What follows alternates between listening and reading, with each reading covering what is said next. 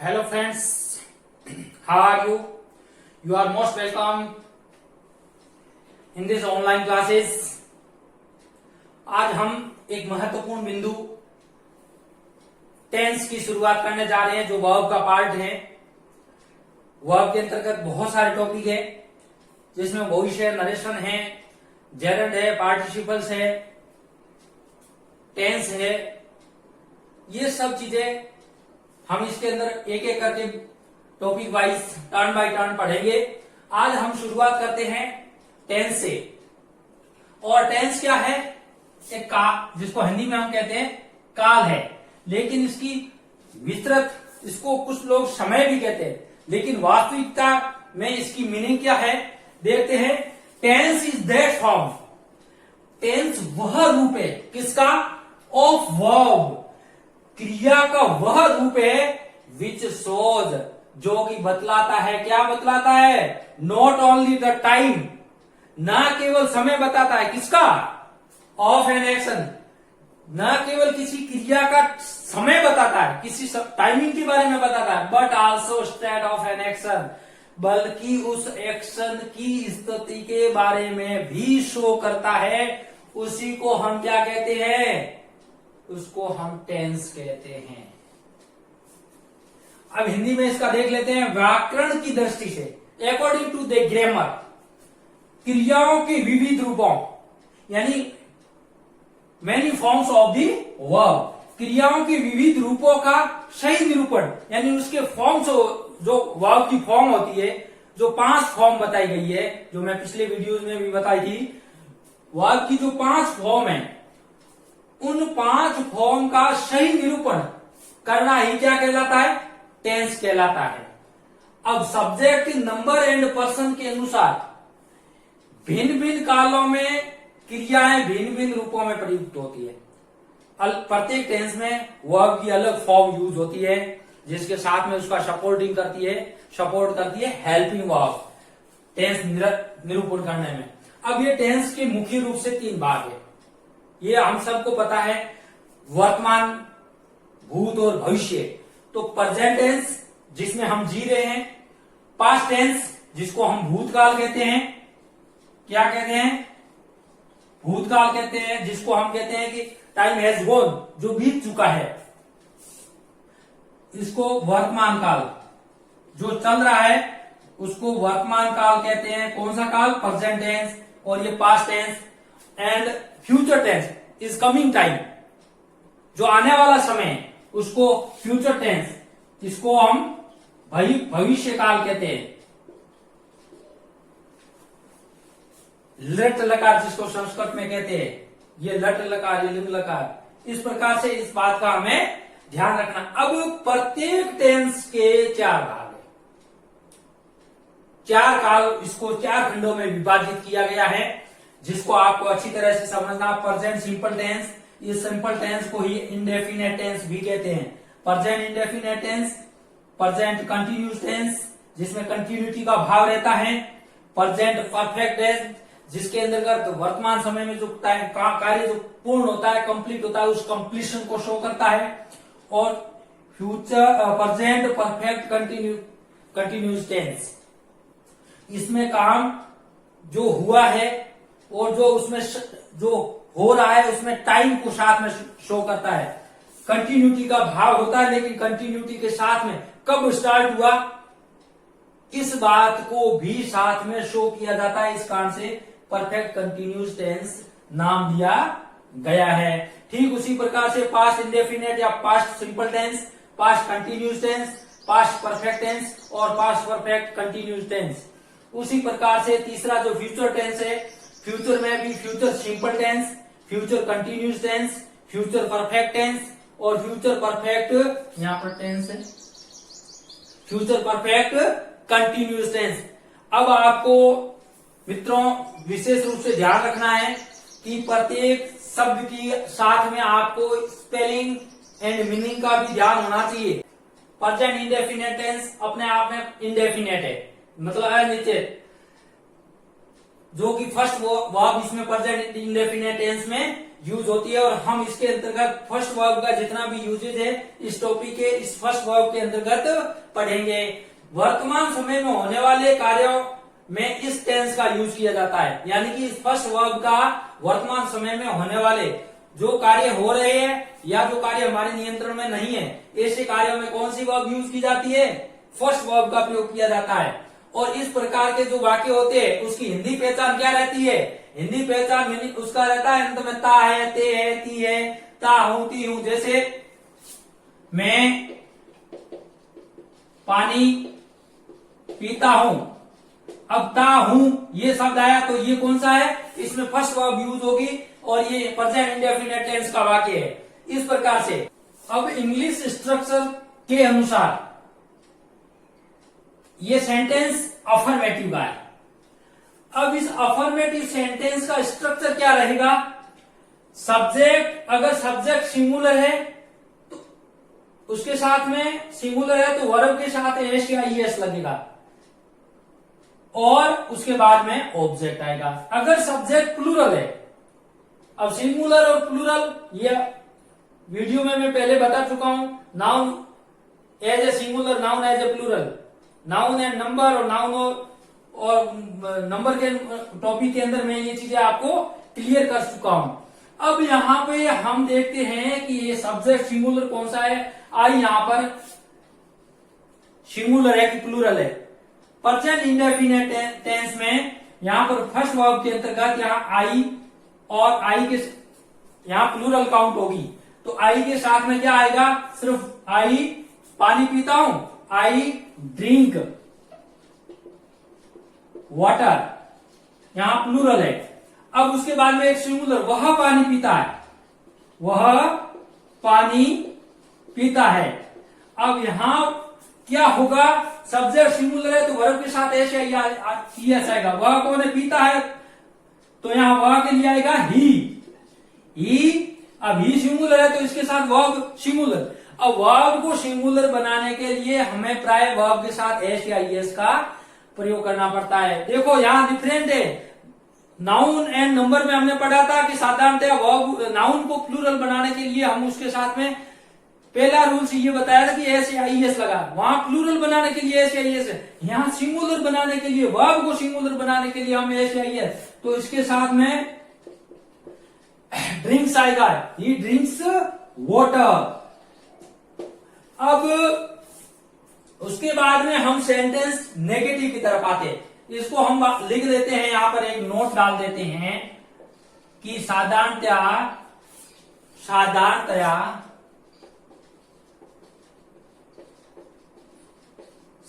Singular subject के साथ, singular subject के साथ सिंगुलर वर्ब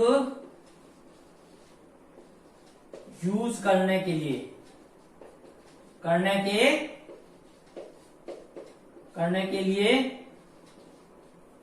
वर्ब के साथ एस या ईएस का यूज किया जाता है। क्या किया जाता है, सिंगुलर वर्ब का एस या ईएस का यूज किया जाता है। अब एस या ईएस का यूज किया जाता है तो एस का कब करेंगे और ईएस का कब करेंगे, ये भी समझने की बात है भाई। एस और ईएस सिंगुलर सब्जेक्ट के साथ सिंगुलर वर्ब का प्रयोग करने के लिए हम उसके साथ में एस और ईएस का प्रयोग करते हैं। अब एस का तो प्रयोग होगा लेकिन ईएस का कब होगा, तो इसका नोट का सेकंड बिंदु देखो, इस सेकंड बिंदु को अच्छी तरह, जिस वर्ब के अंत में, जिस वर्ब के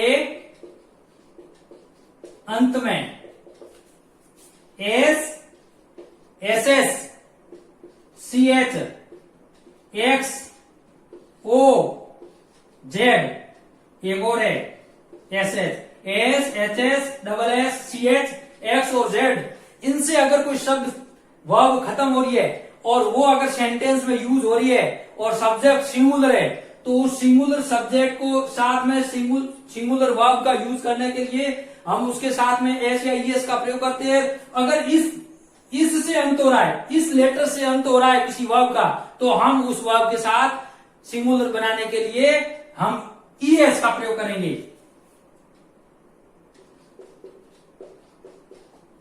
तो ईएस का प्रयोग करेंगे और आप भी अपनी नोटबुक में अवश्य इसको दोनों नोट को राइट डाउन कर दोगे। अब मैं एग्जांपल लेता हूं और फिर आपको समझाता हूं कि कैसे होता है। देखिए जैसे रोहित दौड़ता है, दौड़ता है अफर्मेटिव सेंटेंस है। वे सेंटेंस जिसमें नोट का भाव ना हो, न प्रश्न पूछा, ओनली डिक्लेरेशन होता है, उसको हम अफर्मेटिव सेंटेंस कहते हैं। अफर्मेटिव सेंटेंस, रोहित अब ये दौड़ता है तो रन सिंगुलर है इसके साथ में। क्या इसमें से कोई वर्ब के अंत में S H C H X O Z है? इसमें नहीं है, तो सिर्फ एस लगेगा। अब एक और हवा चल रही है। अब हवा चलना ब्रीज होता है, तो इट इज ब्रीज। अब जेड आया है, ब्रीज आ रहा है, ब्रीज आ रहा है, ब्रीजेज हो जाएगा। ब्रीज का क्या हो जाएगा? ब्रीजेज, ईएस लग गया और ये हो गया ब्रीजेस। इस प्रकार से आपको ध्यान रखना है। एक और शब्द है जिसको सिंगुलर से प्लूरल बना, अगर किसी वर्ब के अंत में तीसरा नोट और है, मैं यहां लिख देता हूं, तो ये आप लिख देना। तो तीसरा एक नोट और है जो आप यहां पर तीसरा नोट ये कहता है यदि कोई वर्ब वाई से एंड होती है, समाप्त होती है, end with Y, if any verb end with Y, तो सिंगुलर बनाने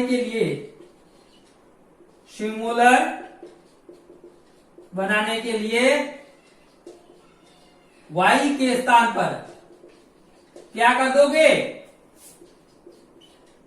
आईईएस का यूज करेंगे। किसका प्रयोग करेंगे? आईईएस का प्रयोग किया जाएगा। अब इसको हम एग्जाम्पल के तौर पर समझ लेते हैं ताकि अपने अच्छी तरह से ये बात क्लियर हो जाएगी कि किस प्रकार से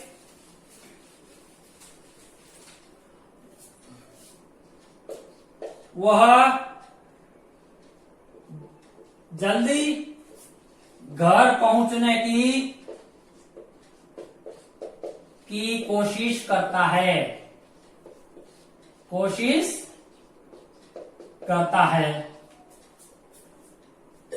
अब वह है तो ही आ गया।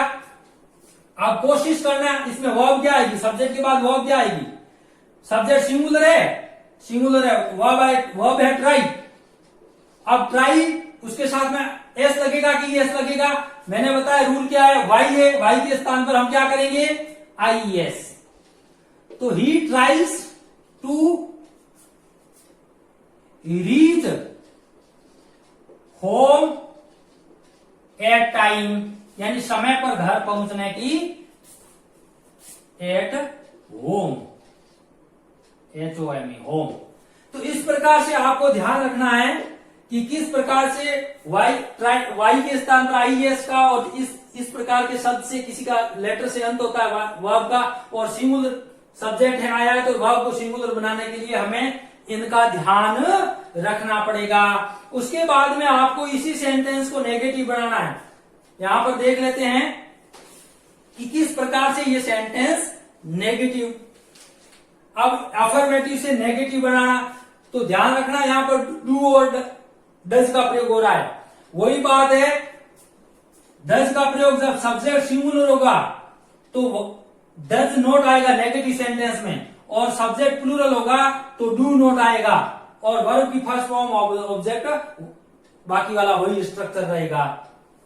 तो देखिए,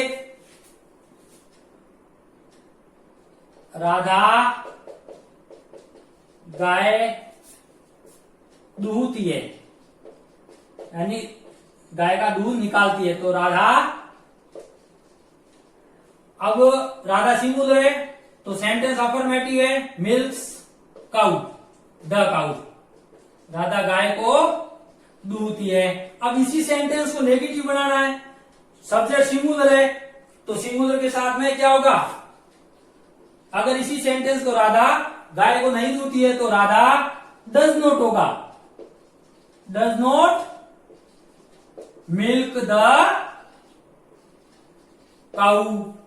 और अगर इसी सेंटेंस, जैसे वे गाय को नहीं दूहते हैं तो दे, अब डज नॉट की जगह क्या हो जाएगा, क्योंकि सब्जेक्ट प्लूरल है तो प्लूरल के साथ में डू नॉट आएगा, Radha do not milk the cow, और लास्ट में फुल स्टॉप लगाना नहीं बोलना है। अब अगर इसी सेंटेंस को इंट्रोगेटिव सेंटेंस बनाया जाता तो कैसे होगा, क्या राधा गाय को दूध दूहती है, तो राधा गाय को दूहती, राधा सिंगुलर है तो डज आएगा, does Radha milk the cow, और क्वेश्चन मार्क ध्यान रखना। या फिर वे गाय को, क्या वे गाय को दूहते हैं, तो do they milk the, do they milk the cow. कैसा लगा आपको वीडियो, जरूर कमेंट बॉक्स में लिखें। अगर आपने अभी तक सब्सक्राइब नहीं किया है तो सब्सक्राइब जरूर करें, बेल आइकन को दबाएं, अपने फ्रेंड्स को शेयर करें। Thank you, see you.